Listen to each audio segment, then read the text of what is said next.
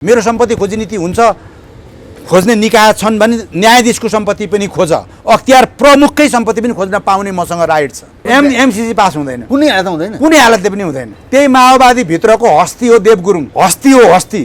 त्यही माओवादी भित्रको पनि एउटा एकदम मैले देखेको राष्ट्रवादी मान्छे लीलामणि पोखरेल, माओवादी भित्रको अर्को हस्ती र प्रचण्डजीहरूलाई प्रचण्डजी बनाउने भनेको विप्लव हो, हस्ती हो। उहाँ पनि सिधै भन्नुभयो कुनै हालतै पास गर्न दिन्न भन्नुहुन्छ। एमाले भित्र त्यस्तै निस्किसकेका छन्। एमसीसीको बारेमा अहिले अब एमालेका अध्यक्षले नि भन्नुभयो सरकारले के गर्छ हेरौँ भनेपछि सरकारका टाउ कहाँ हालिदिनु भयो थाप्लो। कालान्तरमा पास गर्नुहुन्न, किनभने जनताको मत बुझिसक्नुभयो उहाँहरूले। कुनै हालतै पास गर्नुहुन्न, पास गर्छ भन्ने लाग्यो भए उहाँलाई प्रधानमन्त्रीबाट हटाउने पनि थिएनन्। एमसीसीका लागि देउपा ल्याएको अनि केपीले पास गर्न दिनु होला, आफै पास गर्नुहुन्थ्यो नि, आफै टिक्नुहुन्थ्यो नि सत्तामा। जब सत्तै त टुटिसक्यो साकोडाले दिनु भएन नि त केपीलाई त त्यति बेला हो, होइन हो। त्यसकारण त्यो कुरामा चाहिँ म अलिकति मलाई तपाईँले म पनि कस्तो भयो भने अग्नि सापकोटाले नदिने, अग्नि सापकोटाले नदिने भन्नुको मतलब प्रचण्डले नदिएको हो नि त। त्यो म त कहिले नारा लाउन झुकिनुहुन्छ फेरि। सुन्नु न, अनि मलाई के परेको छ भने त्योभन्दा अग्नि सापकोटाको कुरा किन गर्नु।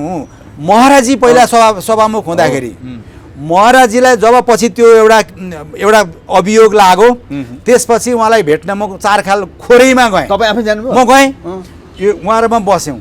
अनि उहाँसँग अलि मेरो राम्रै फ्रेन्डसिप थियो, त्यसकारण म गएको। साँच्चीकै भन्नु न तपाईँले के भएको हो भन्दाखेरि मैले एमसीसी रोकेको बदला लिए पनि भन्नुभयो, यता महाराजीले पनि नदिएको, यता अग्नि सापकोटाले पनि रोकै गरेको। प्रधानमन्त्रीले माग्ने, अग्नि सापकोटाले नदिने भनेपछि, तर अग्नि सापकोटा भने पनि महाराजी भने पनि प्रचण्डजी हो। फेरि उहाँले बनाउँदा त बन्ने हो भनेपछि मेरो रिडिङ चाहिँ के थियो भने प्रचण्डले मान्नुहुन्न भन्ने थियो। साँच्चीकै मलाई कसो भित्र उहाँको अन्तरात्माले एमसीसी पास गर्न दिन्छ जस्तो मलाई चाहिँ लाग्दैन।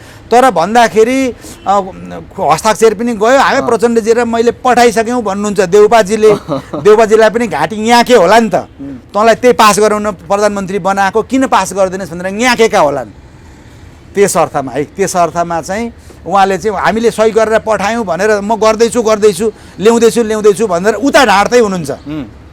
पास हुँदैन। यो सरकारबाट तपाईँले अरू के चाहिँ अपेक्षा गरेका छ र? मैले त के अपेक्षै गरेका छैन, किनभने एमसीसी पास गराएर मुलुकै सक्न खोजिराख्नु भएको छ भने रामदेवजीलाई दिएर उताको समर्थन अलिकति लिन रहर गर्नु भयो नि त। भारतले त अहिलेको भारतले त के चाहन्छ भने नेपाल हिन्दू राष्ट्र होस् भन्ने चाहन्छ, सिधा कुरा। सबै न्यायाधीशहरूको सम्पत्ति खोजी हुनुपर्छ, उहाँहरूसँग यति धेरै सम्पत्ति रहेछ, यति धेरै मालिक हुनुहुँदो रहेछ, उहाँहरू आयो कहाँबाट?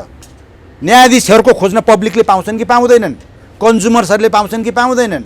सबको खोजी नीति हुनुपर्छ।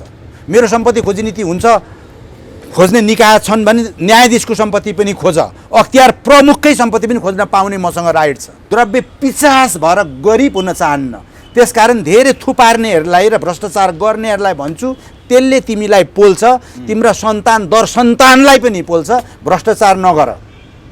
म भ्रष्टाचार विरोधी मान्छे हो। एमसीसी पास हुँदैन, कुनै हालतमा हुँदैन, कुनै हालतले पनि हुँदैन। त्यही माओवादी भित्रको हस्ती हो देव गुरुङ, हस्ती हो हस्ती। त्यही माओवादी भित्रको पनि एउटा एकदम मैले देखेको राष्ट्रवादी मान्छे लीलामणि पोखरेल, पैसाको लागि गएको होइन। मान्छे हो नि तपाईँ? म मान्छे हो। तपाईँले अब सोधिहाल्नुभयो, मैले जीवनभरि आर्जन गरेको जति पनि सम्पत्ति थियो नि, सबै सम्पत्ति विभिन्न खालका छात्रवृत्ति कोषहरू खडा गरेर राखेको मान्छे हो। म अहिले मेरो पेन्सनबाट मात्रै बाँचेको छु। खातामा गएर हेर्नुहोस्, मलाई 38,000 जति पेन्सन आउँछ, मैले पाउने पैसा त्यति नै हो। पुग्दो रहेछ, अलिक गाह्रो पर्दो रहेछ। मैले कमाउनु पर्थ्यो, त्यतापट्टि मेरो ध्यान गएन। किनभने मेरो अहिले पनि मान्यता के हो भने म मेरा विद्यार्थीहरूलाई जहिले पनि भन्छु, लक्ष्मी र सरस्वती दिदी बहिनी हुन्, तिमीहरू जहिले पनि सरस्वतीको पछाडि मात्रै कुद, लक्ष्मीको पछाडि नकुद। लक्ष्मीको पछाडि मात्रै कुद्यौ भने तिमीले कहिल्यै पनि पाउन सक्दैनौ। तिमी सरस्वतीको पछाडि कुद्यौ भने लक्ष्मी चाहिँ तिम्रो पछाडि कुद्दै आउँछिन्। मेरो मान्यता त्यो। त्यसकारण अब मैले त्यहाँ गर्दा पनि हुन्थ्यो, मलाई कन्टिन्यू गर्नु भनेको पनि थियो, कन्टिन्यू गर्न पनि सक्थेँ। तर नयाँ ठाउँमा जाउँ न त, नयाँ टेस्ट लिउँ भन्ने मलाई त्यस्तो इच्छा पनि आयो र सबै कुरा जे गर्नु भनेर लेखेको छ त्यही कुरा आउँछ।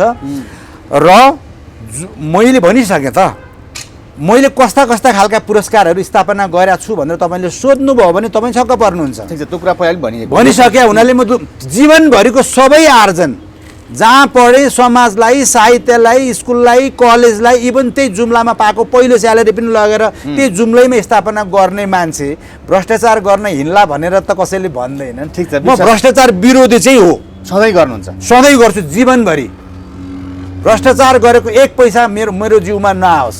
यदि तपाईँले सोधिहाल्नुभयो, जब महाराजगञ्ज मेडिकल क्याम्पसको चिफ थिएँ नि, त्यतिखेर पैसा कमाउन खोजेको भए अरबपति चाहिँ हुन्थेँ। अरबपति नै हुन्थेँ। मैले 4 आनाको जग्गामा यसो घर छाप्रो हालेर बस्नु पर्ने थिएन। बुझ्नुभयो? अलिअलि मधेसमा बुवाले जोड दिनु भएको छ। अनि मैले 12 लाख कि 13 लाख रुपियाँमा म जन्मेको घर तेह्रथुम 8 किनेको। 12 लाख 13 लाख रुपियाँ त कमाउन सक्छु होला नि त यतिकै यतिको मान्छेले। त्यही नि हो मसँग सम्पत्ति, श्रम गरेर। एउटा गाडी छ, त्यो गाडीको ऋण तिरेको छैन, त्यति हो प्रपर्टी। अब सोधिहाल्नु हो, भन्नु पर्यो। ऋणमै हिँड्नु भएको छ गाडीमा? ऋणमै हिँडेको छ भाइ, मैले ऋणमै हिँडेको छ। अब के कुरा गर्नुहुन्छ? तर मलाई खुसी किन लाग्छ थाहा छ? कसैले मलाई देखो भने यो मान्छे अरबपति होला भनेर गेस गर्छन्, त्यो त राम्रो कुरा हो नि। र म कुनै पनि अरबपति भन्दा कम होइन, म बिल गेट्स भन्दा पनि कम गरिब होइन, त्योभन्दा पनि धनी हो। किनभने संसारभरिका जुनसुकै मेडिकल कलेजमा पुगौँ, त्यहाँका विद्यार्थीहरूले मलाई जति रेस्पेक्ट दिन्छन्, त्यहाँका टिचर्सहरू, त्यहाँका स्टाफहरूले जति रेस्पेक्ट दिन्छन्, यो दुनियाँमा बिल गेट्सले त्यति पाउँदैनन्। त्यसकारण म किन गरिब? खाने त्यही एक छाक हो। आर्यघाटमा खाली बाल्छन् बुझेकै छ, लानु केही छैन भनेपछि म द्रव्य पिचास भएर गरिब हुन चाहन्न। त्यसकारण धेरै थुपार्नेहरूलाई र भ्रष्टाचार गर्नेहरूलाई भन्छु, त्यसले तिमीलाई पोल्छ, तिम्रा सन्तान दर सन्तानलाई पनि पोल्छ। भ्रष्टाचार नगर। म भ्रष्टाचार विरोधी मान्छे हो। अहिले त एकीकृत शक्ति नेपाल भनेर पार्टी नै जन्माएको छु र त्यो पनि देशभरि र संसारभरि फैलिँदैछ। आगामी चुनावमा हस्तक्षेप गर्ने हो, जाने हो सिधै। सकिन्छ नि, किन नसक्नु? देशै उल्टिसक्यो त। र अहिले लाइक माइन्डेड एजेन्डा, उस्तै एजेन्डा भएका मान्छेहरूलाई हामी एक ढिक्का पार्दैछौँ। त्यसपछि हेरौँ न खेल।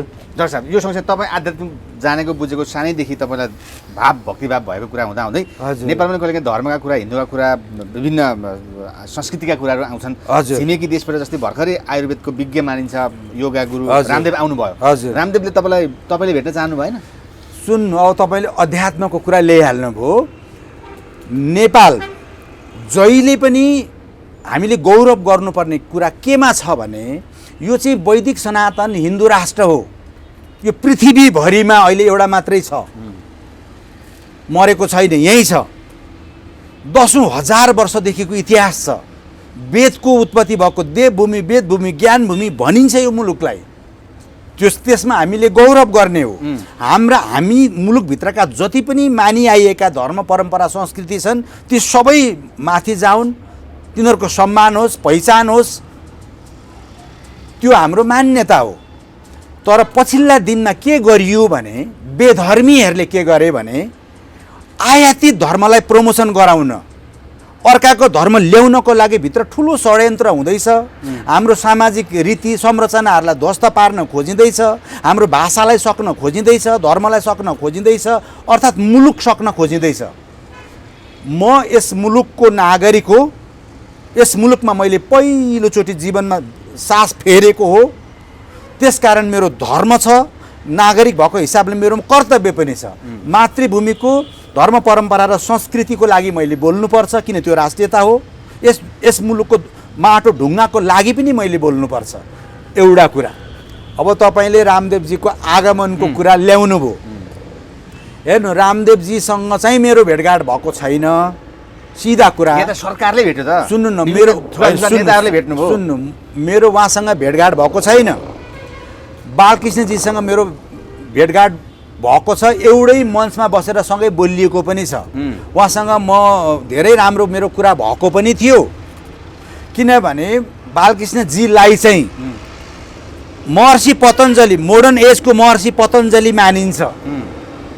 यो जुन आयुर्वेदको विज्ञान छ, यसलाई चाहिँ संसारै उहाँ त इन्साइक्लोपेडिया भन्दा पनि भयो, संसारभरिको नलेज भएको एउटा चाहिँ ब्रिलियन्ट एउटा नेपालीको छोरा हो। उहाँले चाहिँ आत्मिक रूपबाटै नेपाललाई माया गर्नुहुन्छ। उहाँले मलाई के भन्नुभयो भने मलाई साह्रै माया लाग्छ नेपालको, नेपाल उन्नति भइदिए हुन्थ्यो, प्रगति भइदिए हुन्थ्यो भन्ने कुरा एकचोटि गर्नुभयो।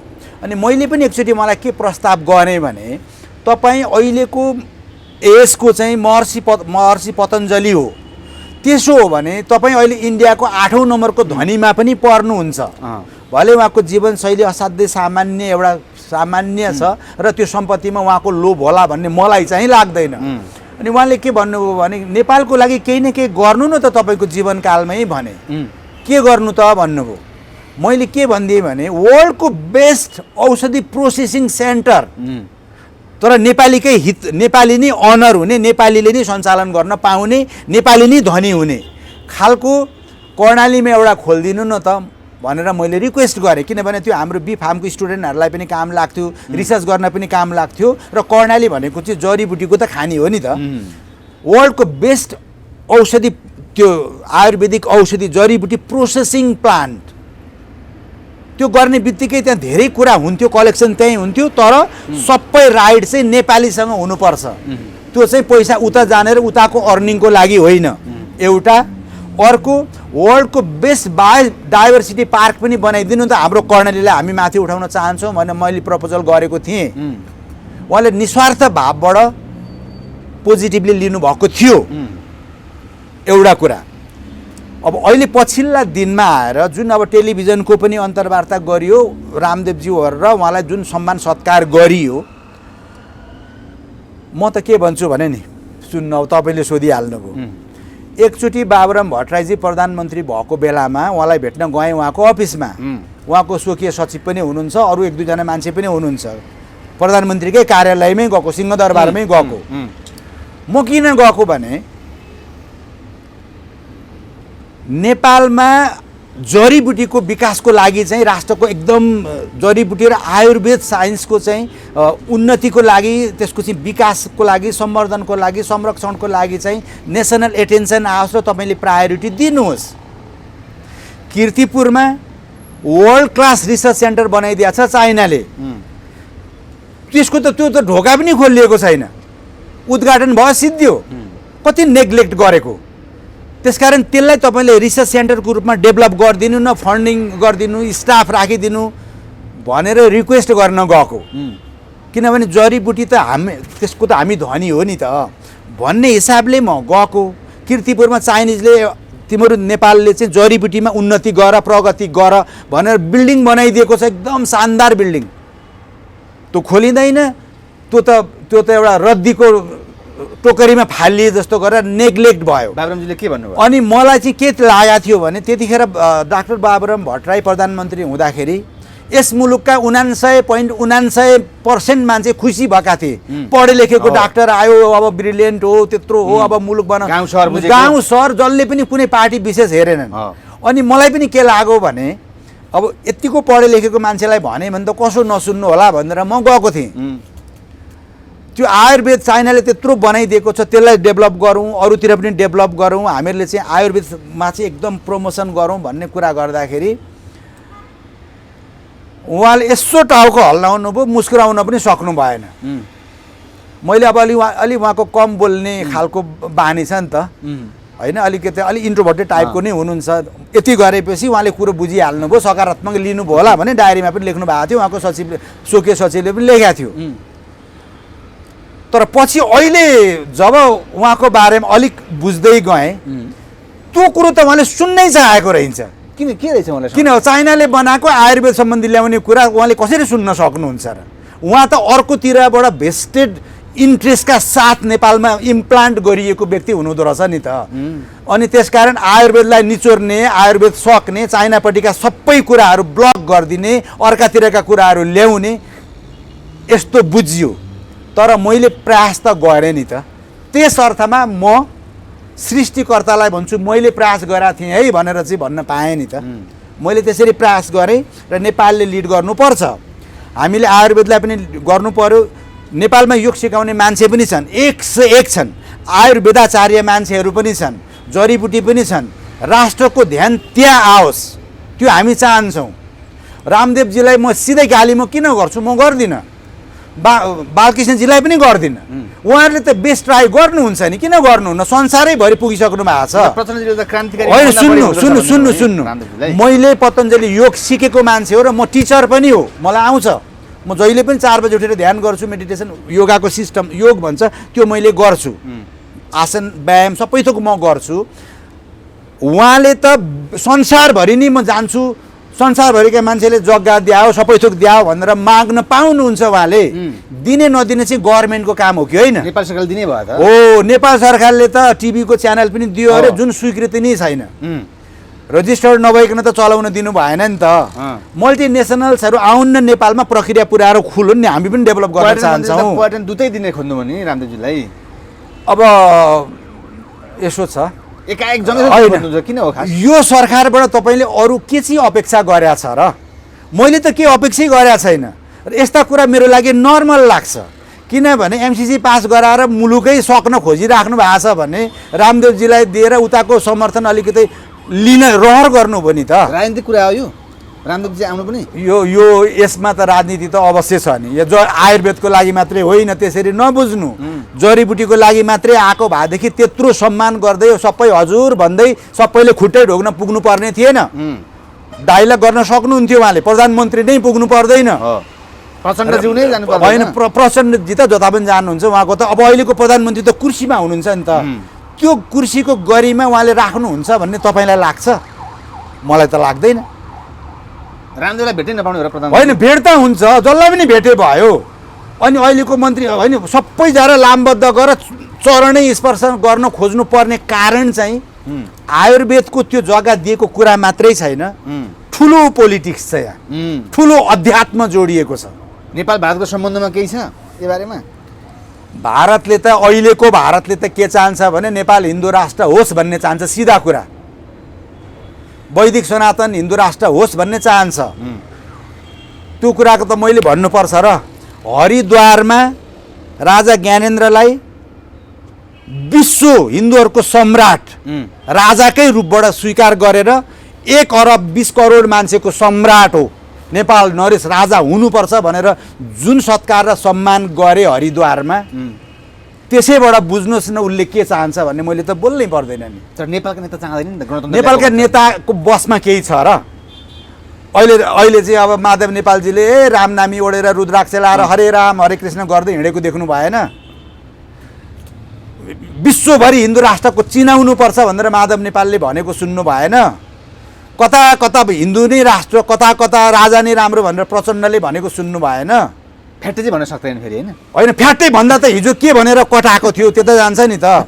तर अलिकति अप्रत्यक्ष रूपबाट भनौँ, अथवा यो मुलुकलाई माया गर्ने क्रममा मुलुक सकिने भयो भने चाहिँ त्यसो हुँदैन है भन्ने हिसाबमा वैद्यजीले जो कुरा भन्नुभएको छ, किरणजीले जो कुरा भन्नुभएको छ, त्यो राम्रो कुरा हो।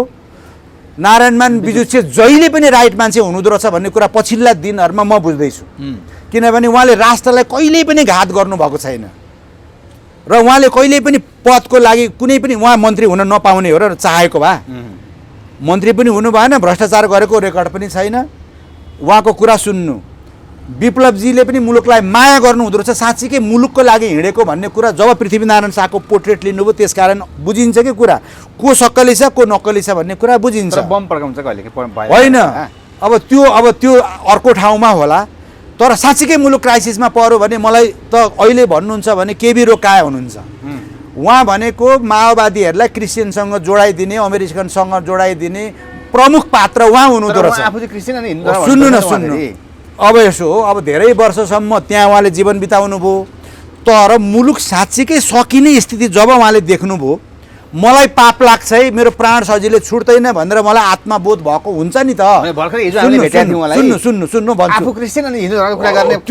सुन्नु त्यो पोइन्ट पनि भन्छु म।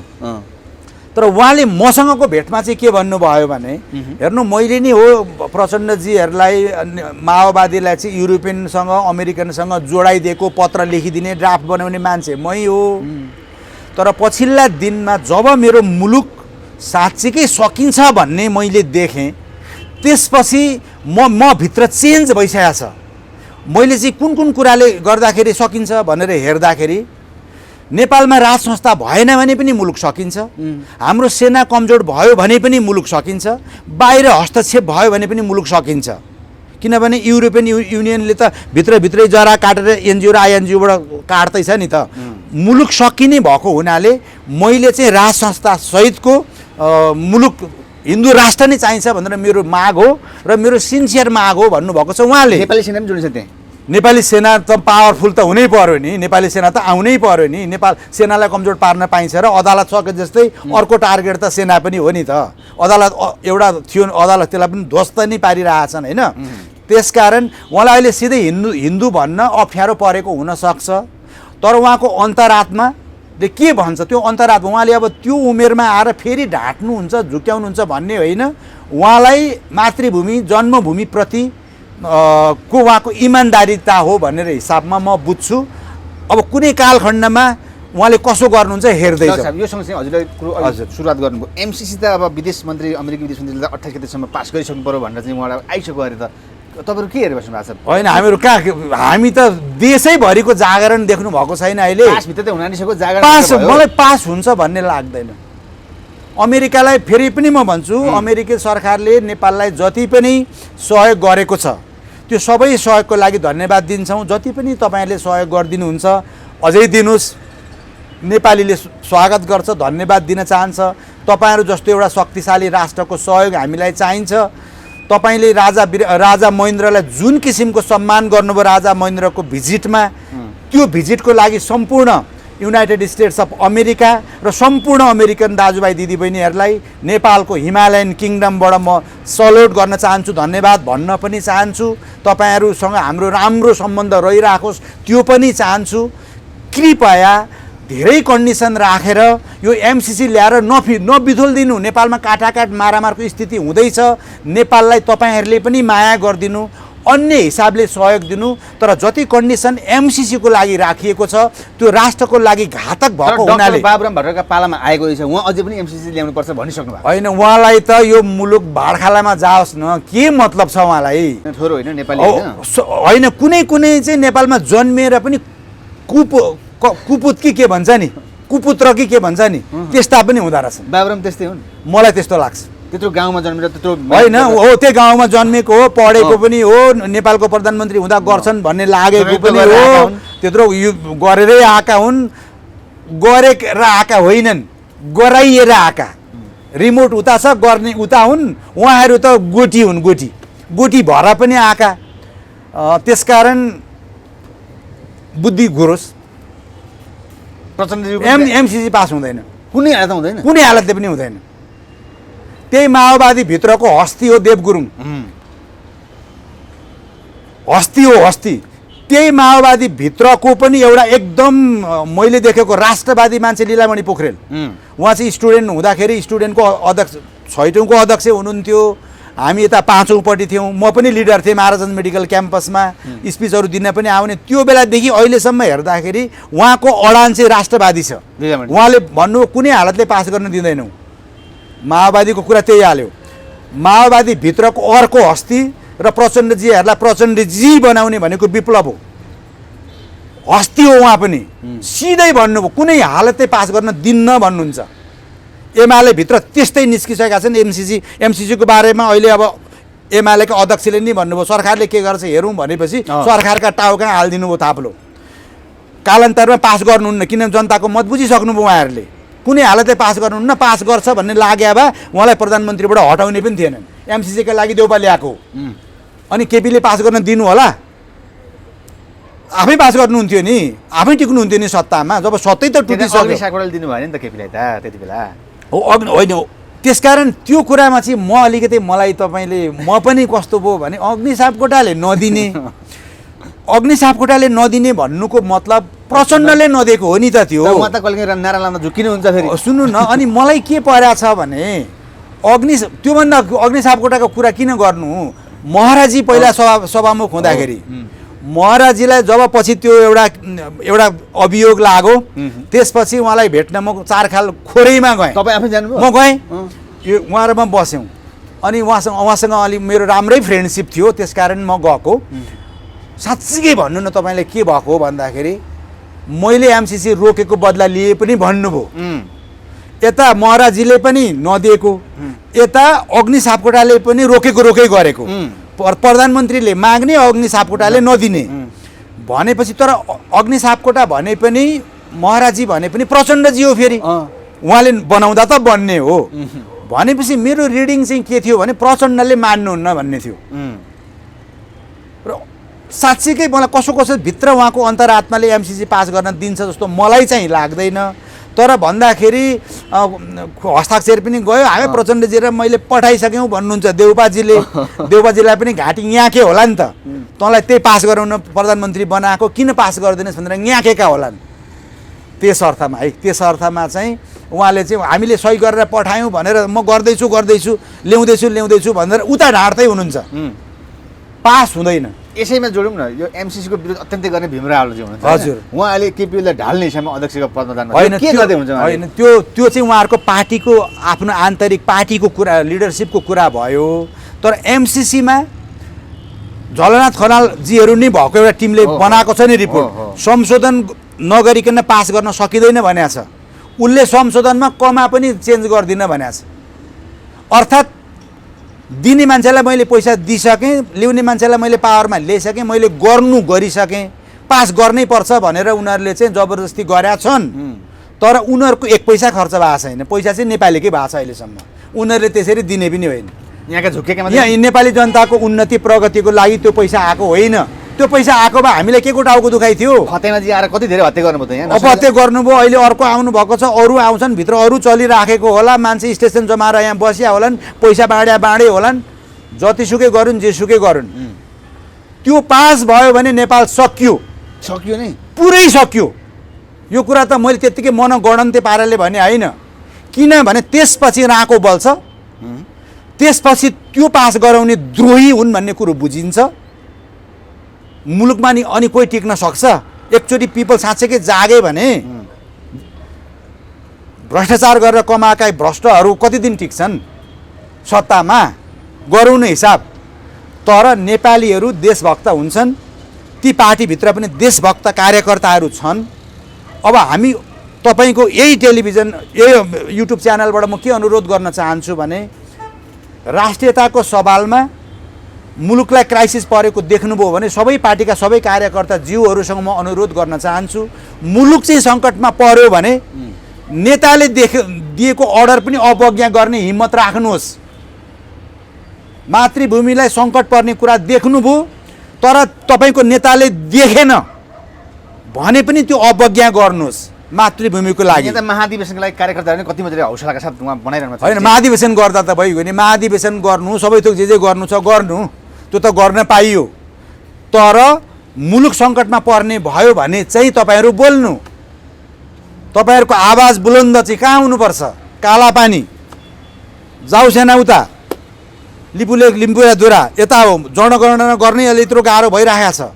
नक्सा निकाल्नु भएकोमा केपीलाई धन्यवाद छ, फिर्ता ल्याउने प्रोसेस चाल्नु, नेपाललाई वैदिक सनातन हिन्दू राष्ट्रमा लानु, जसले गर्छ त्यसले जित्छ चुनाव। उहाँहरूले सक्नु भएन भने विकल्प जन्मिसक्यो, उहाँहरूलाई पाखा लगाएर हामी ल्याउँछौँ। डाक्टर साहब, देश अहिले कहाँ जाँदैछ भनौँ न? शेरबहादुर देउवा परमादेशबाट प्रधानमन्त्री भए सँगसँगै नै सुरेन्द्र शमशेरको प्रकरण आइदियो, अझैसम्म त्यो छ। बारले पुरै आन्दोलन गरिरहेको छ कि उहाँले चाहिँ नाइजर नदिएसम्म पुरै बन्द, यो के भइरहेको छ? यो चाहिँ जुन प्रक्रियाबाट न्यायाधीश बनिन्छ त्यो प्रक्रिया गलत भएपछि आउने रिजल्ट यही हो। किन चोरेन्द्र प्रधानमन्त्री हुन पाउँदैन थिए? पाउनुहुन्थ्यो, किन त? होइन, न्यायाधीश नेपालमा न्यायाधीश चाहिँ हुन्छन् कसरी? त्यही बार एसोसिएसनकै एकजना अग्लै मान्छे हुनुहुँदो रहेछ, उहाँले एकचोटि सार्वजनिक के भन्नु भने वकिलले घुस खान्छन्, न्यायाधीशले घुस खान्छन्, निर्णयहरू घुस पछि मात्रै गरिन्छ भन्नुको मतलब सर्वसाधारण र अन्यायमा परेको मान्छेले त नेपालमा निसाफै पाउँदैनन्।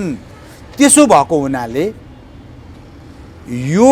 अनि अर्को कुरा, न्यायाधीश बन्नको लागि पार्टीको झोले चाहिँ हुनै पर्दो रहेछ। जबसम्म ऊ झोले हुँदैन तबसम्म त्यो न्यायाधीश नै हुँदैन। झोलेले न्याय कसलाई दिन्छ?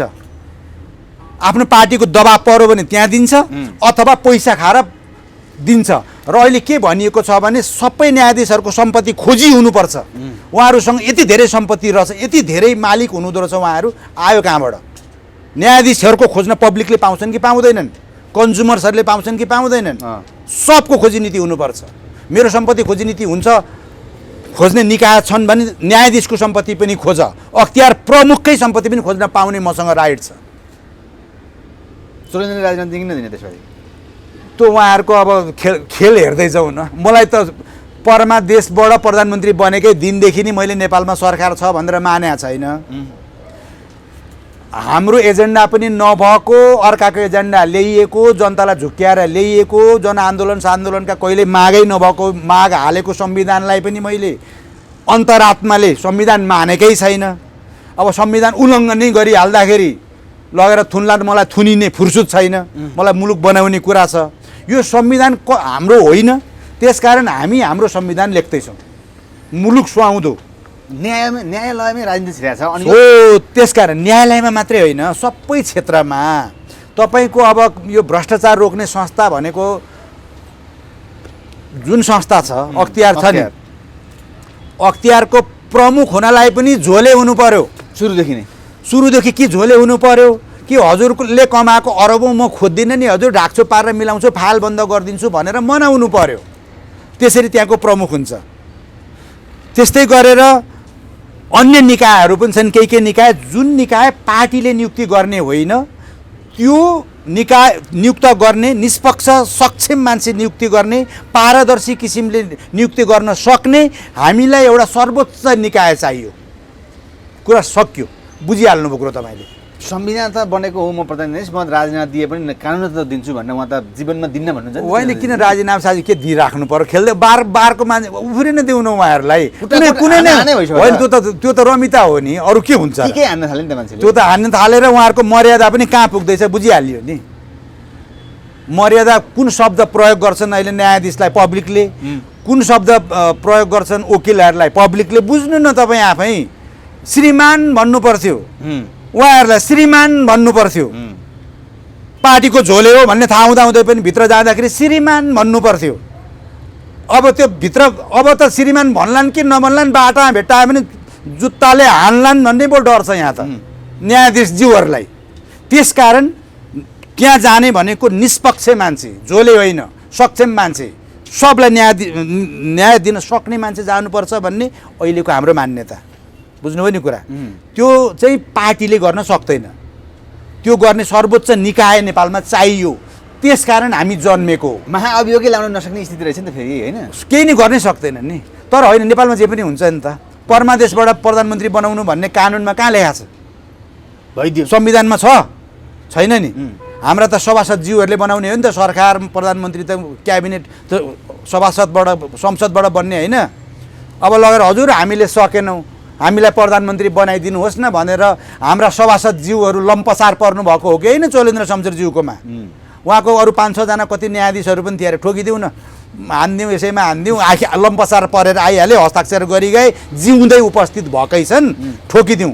बरु आफ्ना पनि मन्त्री बनाऊँ, राजदूत बनाऊँ, अरू के छ गरौँ। त्यस्तो न्याय प्रणालीले मान्न सकिँदैन। दर्शक, अन्तिममा केपी ओली फेरि पनि अध्यक्ष हुने सम्भावना बढेर आयो। उहाँहरूबाट देश बन्ने अवस्था के तपाईँले त भनिराखेको छ? होइन, उहाँबाट देश बन्ने कुरा अघिल्लो चुनावको घोषणा पत्र तपाईँसँग छ होला, छैन भने म दिउँला। कमिट गरेका कति कुरा पुगे, कति कुरा पुगेनन् तपाईँलाई आफै थाहा छ, म बोल्दिनँ। अब उहाँहरूको अहिले पछिल्लो भनाइ के छ भने काम गर्न दिएन, अरू पार्टीले खुट्टा तानै गरे होइन, त्यो कामै गर्न दिएनन् भन्ने कुरा छ। अब एकलौटी उहाँकै मात्रै भयो भने कसो गर्नुहुन्छ, के गर्नुहुन्छ आगामी दिनमा देखिएला। तर अहिले हामी कसैको भर परेका छैनौँ। जबसम्म हामी आफै निक्लिँदैनौँ, आफै गर्दैनौँ, तबसम्म मुलुक बन्दैन भन्ने कुरा बुझेर नै अहिले हामी त जन्मिसक्यौँ त। म मात्रै होइन नि त, देशभरि नै उभार आइसकेको छ, संसारभरि गइसक्यो त कुरा। त्यसो भएको हुनाले सबैले मुलुक बनाउन पाउने अधिकार छ, महाधिवेशन गर्ने अधिकार छ। तर काङ्ग्रेसमय देउबानी हुनुपर्ने, एमालेमय ओली नै हुनुपर्ने, माओवादीमय प्रचण्डै हुनुपर्ने स्थिति त आउनु लाग्यो नि फेरि। होइन, बाबुराम नै हुनुपर्ने होइन। अब त्यसकारण त अब विकल्प खोजौँ भन्दा जनताले पनि के भने विकल्प त खोज्ने दिने कसलाई, खोइ त मान्छे भन्छन्। अब हामीले के चाहन्छौँ भने भरोसा दिलाउन चाहन्छौँ। भरोसा भन्ने हुन्छ क्या। चित्रबहादुर केसीको कम राम्रा एजेन्डा थिए, एक नम्बर राम्रा एजेन्डा छन् उहाँका, संघीयता हुँदैन भन्ने मान्छे हो।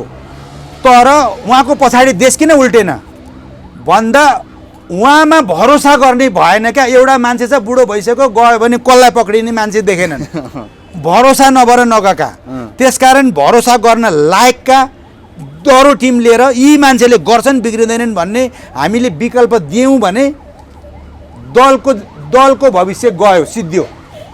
संघीयता तपाईँको आज एकता बढै भनिदिन्छु, देशभरि र संसारभरि रहेका दाजुभाइ दिदीबहिनीहरू विकल्प खोज्नुहोस्, हिम्मत गर्नुहोस्, मातृभूमिको लागि अगाडि बढ्नुहोस्। नेपालको सुन्दर भविष्य छ, नेपाल गरिब होइन। संघीयताले देश विकास भएको छैन, ठाउँ ठाउँमा सिंहदरबार बनाउने नारासहित गएको होइन संघीयता। सिंहदरबार गाउँपालिका होइन, गाउँपालिकाका बिल्डिङहरू चाहिँ बनेका छन्, निकै राम्रा बिल्डिङ बनेका छन्। मैले देशैभरि घुमेको छु, नगरपालिकाका बिल्डिङहरू पनि बनेका छन्।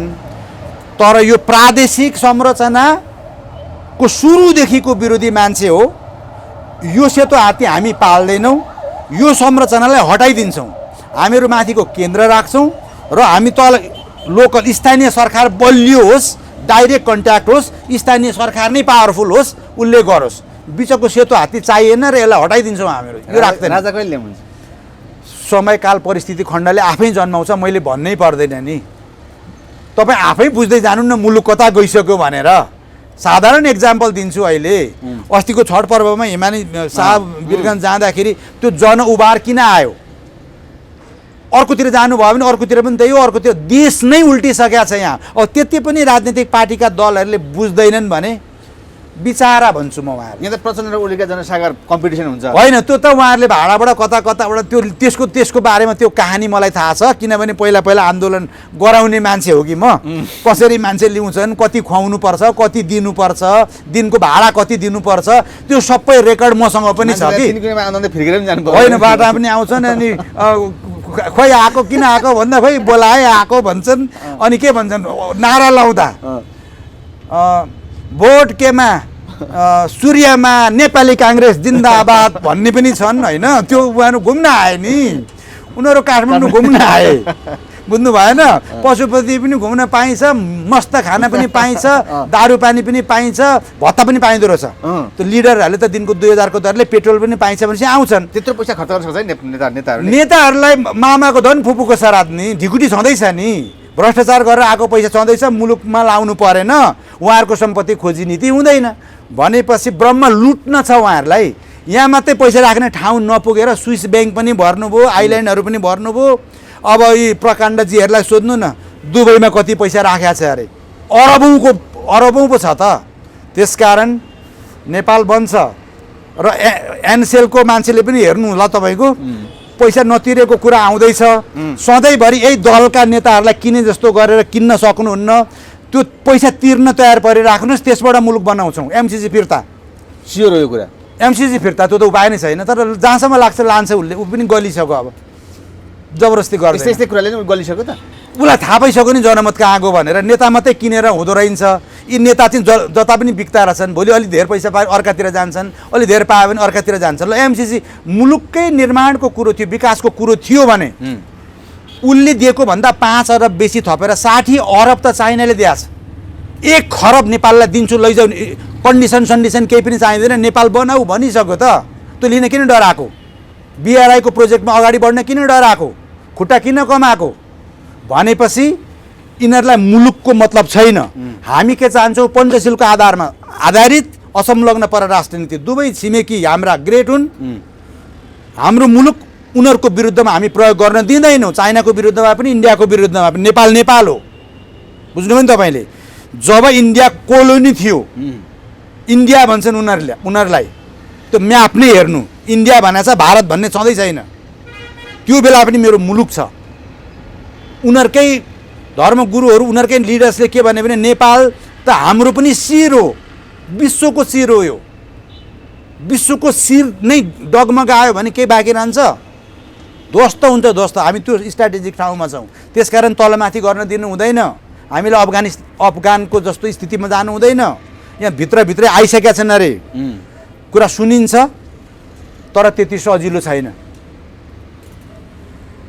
सामान्य रूपमा अगाडि बढ्छ। यो पास हुँदैन, पास हुने भए त अस्ति नै म्याच सकिसकेको थियो नि, किन थप्दै लग्या त? स्ट्रिक त उनीहरू पनि भएनन्। अर्को कुरो प्रचण्डजीको एउटा इन्टरभ्यू हेरेँ, सुरुको डकुमेन्ट जब उहाँहरूको तर्फबाट हस्ताक्षर गरियो उहाँहरूको पनि संलग्नता देखियो नि त, त्यो बेलामा चाहिँ अर्कै थियो अरे यो एमसिसीको ड्राफ्ट। पछि आएर चाहिँ अनि नेपाललाई चाहिँ कसरी ल्याउन सकिन्छ, कसरी कब्जा गर्न सकिन्छ भन्ने पोइन्टहरू थपिएछन्। संसदबाटै पास गर्ने, कानुन नलाग्ने, जसो पनि गर्न पाउने। अर्को कुरो इन्डियाबाट सोध्नुपर्ने, स्टेसन लगाएर गोरखपुरमा राख्नुपर्ने, उसले किन्दैन भने के गर्नुहुन्छ तपाईँ? इन्डियालाई किन सोध्नुपर्ने? हो, किन सोध्नुपर्ने? म त सोभन कन्ट्रीको मान्छे हो, किन सोध्नुपर्ने मेरो मुलुक डेभलप गर्नको लागि? त्यस अर्थमा कुनै पनि हालतमा त्यहाँ के समस्या छ? इन्डियालाई सोध्नुपर्ने भनेको चाहिँ किन आएछ? होइन, उसले त इन्डियालाई पनि खुसी पार्नु छ नि त। इन्डियासँग मिलेर नेपालमा आएर मात्रै तिब्बत फ्रीका लागि उता मिसाल ठोक्न सकिन्छ नि त। कुरो त्यही हो, सिधा सोध्नु भयो, सिधा भनिदिएँ मैले। रणनीतिक योजना त्यही हो, अरू केही पनि होइन। चाइना ध्वस्त पार्ने हो, किनभने चाइना अहिले सुपर पावर अमेरिका भन्दा पनि आर्थिक रूपबाट अगाडि गयो। अब अमेरिकाको लागि त त्यो सही कुरो भएन, उसलाई त सही कुरो हुँदैन। गोर्बाचेभ खडा गरेर नोबेल प्राइज दिएर सोभियत युनियन कोल्याप्स पारिदिए, अहिले बल्ल पुटिनले अलिकति उठाएका हुन्। अब यतापट्टि यिनीहरूलाई ध्वस्त पारौँ भन्ने योजना हो, सबैले बुझेका छन्। मैले किन भन्नु पर्यो र? तपाईँले पनि बुझ्नु भएको छ, सबैले बुझेकै कुरो, मैले किन दोहोऱ्याउनु पर्यो र? कुरा चाहिँ त्यही हो। अन्तिममा दर्शकलाई केही छ बाँकी? अब दर्शकहरूलाई चाहिँ अब यो पास हुने डेट मा सबैजना मिलेर पास त्यो नहोस्, मुलुकको डेभलपमेन्ट हुन्छ, हामी सबै मिलौँ, दलहरूको धेरै भर नपर्नु। फेरि मत माग्न आउनुभयो भने चाहिँ घोषणापत्रमा अघिल्लोचोटि के गरेको थियो भनेर हेर्नु। अब तपाईँहरूलाई पैसा खुवाउँछन्, खाइदिए हुन्छ। मासु भात खुवायो भने पनि उनीहरूले आफ्नो घरको ल्याएको होइन, हाम्रै पैसा हो, खाए हुन्छ। पछि मत दिने बेलामा चाहिँ विचार गर्नु। खाना चाहिँ खानु, खाना त ल्याएको आफ्नै त हो नि, त उनीहरूको घरबाट ल्याएको होइन, के होइन। जति दिन्छन् खाइदिए भयो, हस् हजुर ल्याउ पैसा मलाई पुगेको छैन भन्नु, खानु। तर मत हाल्ने बेलामा भित्र ब्रह्म आफ्नो हृदय अन्तरात्माको कुरा सुन्नु। त्यो भन्छु। नेपालका सुन्दर भविष्य छन्। एकता टिभीलाई धन्यवाद दिन चाहन्छु। हस्, thank you very much. Doctor साहब, हजुरको यो पेसा यति धेरै अनुभव, लामो समय र फेरि पनि जानेको बेलामा जोडिए सँगसँगै अब विभिन्न अनुभव सेयरिङ पनि गर्नुपर्ने अवस्था आउँछ कहिलेकाहीँ। हजुरका कुरा कसै कहीँ गर्दा गर्दै बा अनुभव सेयरिङ गर्न नपाइने भयो कि भन्ने पनि होला। हजुर, त्यो हिसाबमा बिरामी, डक्टर अनि अस्पतालको सम्बन्धका आधारमा कुरा गर्ने क्रममा कन्ज्युमर राइट, बिरामीको अधिकार के हो, डक्टरसँग हुने, अस्पतालसँग हुने, यसैमा पनि समस्या छ कि ग्याप के छ? अलिकति बताइदिनुहोस् न, के भइरहेछ नेपालमा? तपाईँले यो कन्ज्युमर्स राइटको कुरा उठाएको। ओके, सामान्यतया उपभोक्ताहरूको राइट हुन्छ क्या। उसले चाहिँ हरेक क्षेत्रमा है, अब तरकारीहरू खानु पर्यो भने पनि विष नहालेको उचित मूल्य तिरेर खान पाउने उपभोक्ताको राइट हुन्छ क्या त्यहाँ। बुझ्नुभयो? त्यस्तै गरेर हरेक सेक्टरमा राइट हुन्छ। मेडिकल सेक्टरमा पनि बिरामीको पनि राइट हुन्छ। बुझ्नुभयो? किनभने त्यो बिरामीले जाँच्न दिएको छ, आफूलाई अपरेसन गर्न दिएको छ, त्यो दिए बापत मात्रै कुनै पनि मान्छे डक्टर हुन सक्छ। त्यो नभए हुँदैन। बिरामीले जाँच्नै दिन्न, म कसैलाई पनि जाँच्नै दिएनन्, मरे मर्छु भन्यो भने डक्टर बन्यो? भनेन। अपरेसन नै गर्न दिन्न, म मरे मर्छु भनेर बिरामीले छुनै दिएन भने अनि त्यो डक्टर सर्जन हुन सक्यो त? सकेन। बिरामीले दिएको हुनाले मात्रै ऊ डक्टर भएको छ। त्यसकारण बिरामीको पनि राइट हुन्छ। कन्ज्युमर्स राइट भनेको बिरामीको पनि उसलाई जति औषधि चाहिने हो त्यति मात्रै औषधि डक्टरले लेख्नुपर्छ। त्यो बिरामीको राइट हो। दिएको औषधि पनि गुणस्तर युक्त हुनु पर्यो, त्यो पनि उसको राइट हो। कुनै अपरेसनहरू, कुनै अर्गेनहरू नजिकता पनि बिरामी बाँच्छ र बचाउँछु भन्ने बिरामीलाई छ भने त्यो पनि बिरामीको राइट हो। तर कहिलेकाहीँ घुँडाको अपरेसन गर्ने पाठेरको अपरेसन होइन, त्यो कहिलेकाहीँ मिस्टेक हुनसक्छ। तर कहिलेकाहीँ मिस्टेक अथवा कहिलेकाहीँ प्लान पनि हुन्छ कि? होइन, प्लान त हुँदैन। प्लानै गरेर त्यस्तो अपराध चाहिँ डक्टरहरूले, स्वास्थ्य कर्मीहरू कसैले पनि गर्दैनन्। कहिलेकाहीँ ह्युमन इरर हुनसक्छ। तर बिरामीको पनि कन्ज्युमर राइट छ। बिरामीले यति कुरा चाहिँ बुझे हुन्छ। र डक्टर भनेको राम्रो एउटा बिरामी बचाउँछ, सेवा गर्छ भन्ने हिसाबमा सम्मानित पेसा मानिन्छ। सम्मानित हुनको लागि सम्मानित काम पनि गर्नुपर्छ। र बिरामीलाई चाहिँ मेरा पैसा कमाउने टक्सार हो भन्ने हिसाबले चाहिँ लिनु हुँदैन। फेरि बिरामी हाम्रा पैसा कमाउने मिसिन होइनन्। काहीँ त लुट्यो डाक्टरले, काहीँ हस्पिटल लुट्यो भन्ने पनि आइरहेको छ नि नेपालमै। त्यस्तो पनि आइराखेको छ, त्यसका पनि मल्टिपल फ्याक्टर छन्। तपाईँको अहिलेको यो इन्टरभ्यूमा सबै कुरा साध्य हुँदैन, बरु अर्को एउटा एपिसोडै बनाउला नि त्यसको त्यसो भए यो कन्ज्युमर राइट डक्टर र हस्पिटलको कोअपरेसनलाई कोरिलेसनको कुरामा अन्तिममा के हुनुपर्छ त्यसो भएदेखि? होइन, डक्टरले पनि जे गर्नुपर्ने जसो गर्नुपर्ने त्यति गर्ने, राम्रोसँग बेस्ट इफोर्ट गर्ने र त्यो पाउने राइट चाहिँ बिरामीको हो। फेरि इभन अपरेसनको कस्टमा पनि यसलाई मजबुरी पर्यो भनेर एकदम धेरै लिन पनि मिल्दैन, यो कुरा पनि पक्का हो। अनावश्यक रूपबाट कुनै पनि इन्भेस्टिगेसनहरू नगर्दा पनि हुन्छ भन्ने भयो भने त्यो इन्भेस्टिगेसन गरिनु पनि हुँदैन। कुनै औषधि नलेख्दा पनि हुन्छ भने त्यो औषधि लेखिनु पनि हुँदैन। यस्तो कुराहरूको लागि चाहिँ कन्ज्युमर्स भनौँ अथवा बिरामीको राइट हुन्छ क्या। अब हजुर जानकी मेडिकलमा आबद्ध भएपछि यी कुराहरू अगाडि बढ्छन्। जानकी मेडिकल कलेजलाई चाहिँ अब हेर्नु, त्यो पनि सोधिहाल्नुभयो तपाईँले। जानकी जस्तै चितवनमा 2टा मेडिकल कलेज अलरेडी छन्, भैरवमा पनि छ, पोखरा पनि छ, धरानमा पनि छ। यी सबै मेडिकल कलेजहरूको इन्स्पेक्सन गर्ने टिमको म धेरैवटाको म संयोजक हो र मेरो सिग्नेचर छ त्यो आओस् भनेर। म चाहिँ के चाहन्थेँ भने देशमा गुणस्तरीय राम्रो शिक्षा पढाउने मेडिकल कलेजहरू आउन्, किनभने हाम्रो धेरै विद्यार्थीहरू बाहिर जान्छन्, कोही बङ्गलादेश जान्छन्, कोही पाकिस्तान जान्छन्, कोही इन्डिया चाइना बाहिर गए, मुलुकको पैसा पनि बाहिर गयो, आओस् भन्ने नै मान्यता हो। अब उनीहरूले चाहिँ ग्रो गरे, साँच्चै भन्नुहुन्छ चितवन मेडिकल कलेजले त अहिले धेरैवटा प्रोग्रामहरू, त्यसको पहिला सुरुमा नर्सिङबाट सुरु गरेको, त्यो नर्सिङ दिनुपर्छ भन्ने मान्छे मै हो। पछि ग्रो गरेर गयो, नेसनल पनि ग्रो गर्यो, युसिएमएस ग्रो गर्यो, मणि सबै देशभरि आए त मेडिकल कलेजहरू। त्योभन्दा बेटर हिसाबले जानकी मेडिकल कलेज आउनु पर्थ्यो भन्ने मलाई चाहिँ कता लाग्ने क्या। मैले आफूले बिहे गरेको ठाउँ भएर पनि होला, बच्चैदेखि जनकपुर, जानकी, राम, भगवान् सुनेर पनि होला। अब त्यहाँ इन्फ्रास्ट्रक्चर, जग्गा जमिन पनि छ, बिल्डिङ पनि छ, अहिले 15-16 ब्याचसम्म एमबिबिएस पढाइ पनि भइरहेको छ, नर्सिङको प्रोग्राम पनि भइरहेछ, पोस्ट ग्रेजुएसन पनि पाइराखेको छ। तर अरू मेडिकल कलेजहरूको जस्तो जति ग्रो गर्नु पर्थ्यो जानकी मेडिकल कलेजमा त्यति चाहिँ अलिक नभएको हो कि जस्तो पनि मलाई लागिरहेछ। अब आन्तरिक कुरा मैले केही बुझाएको छैन, भर्खर जोइन गरेको हो। त्यसलाई पनि राम्रो गरेर माथि ल्याउने, अन्तर्राष्ट्रिय जगतमासम्म पुर्याउने, हाम्रो प्रोभिन्स 2मा अर्को जानकी मेडिकल कलेज यति प्रोग्रेस गरौँ, रिसर्चमा यस्तो गरौँ, सर्भिसेसमा यस्तो गरौँ, एकाडेमिक एक्सिलेन्स यस्तो भयो भन्ने कुराको लागि म इफोर्ट गर्छु, म प्रयास गर्छु। मेरा अनुभवहरू त्यहाँ पोख्न चाहन्छु। अब म त्यहाँ गइसकेपछि धेरै कुराहरू मलाई पनि अवगत होलान्, समस्या के भएको भने जस्तो किन भइरहेको छैन भन्ने सोचिन्छ। तर त्यहाँका स्टुडेन्टहरूले देशभरि नै टप गरेको रेकर्ड पनि छ, त्यहाँको पास आउटले पोस्ट ग्रेजुएसन राम्रो ठाउँमा गएर पढेको रेकर्ड पनि छ, नभएको चाहिँ होइन। फेरि अझै थप केही गर्नु छ भने I will try my best. हस्, थ्याङ्क यू भेरी मच। हस्, धन्यवाद।